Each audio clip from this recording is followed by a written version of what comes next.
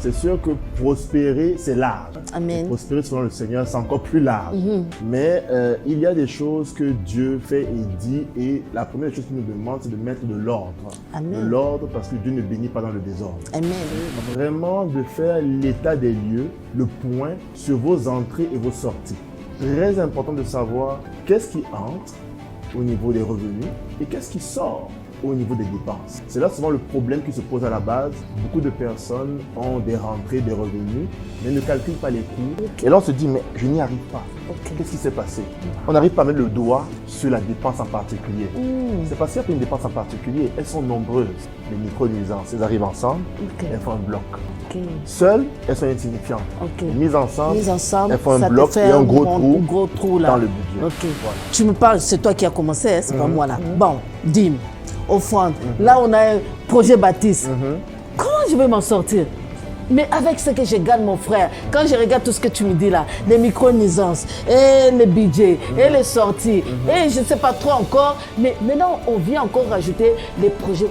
Frère, si je donne, si je fais, comment est-ce que je veux m'en sortir?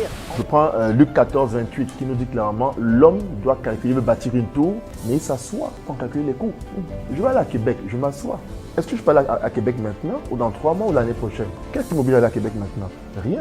Donc moi, je comprends, pour avoir une bonne bénédiction ou bien gérer ton budget, il faut d'abord de l'ordre. Et quand tu parles de l'ordre, et tu as parlé des entrées et des sorties, mais comment faire pour gérer ces entrées et sorties? C'est comment je veux m'organiser pour avoir un bon budget clair et avoir un objectif où est-ce que je m'en vais? Et la parole de Dieu nous dit, mon peuple est une faute de connaissance.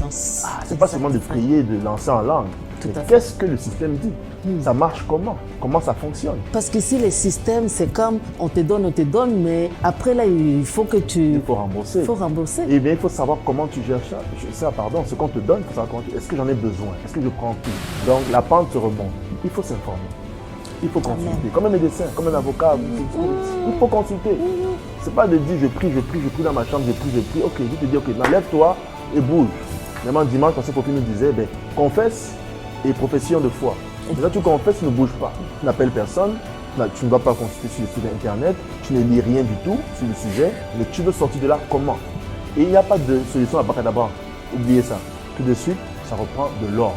Au niveau de mon alliance, là, s'il n'y a pas d'ordre de ce côté-là, l'ordre au niveau de mes affaires, j'établis mon budget. Si vous voulez crayon à la base ou Excel, ce que vous voulez, mais commencez quelque part. Faites face. Il y en a qui ont peur de décrire parce qu'ils savent que la colonne des dépenses va déborder. Ils ont peur, mais il faut le faire. La pente se remonte. Tout est possible à celui qui croit. Tout est possible à notre Dieu. Même si tu étais bas, Dieu va te faire grâce afin que tu te relèves si tu es vraiment sincère. Alors, ce qui va faire mal, c'est d'aller couper dans les inutiles, dans les futilités. Il faut couper pour l'instant pour que tu puisses passer de moins au plus. Et tu as besoin d'aide.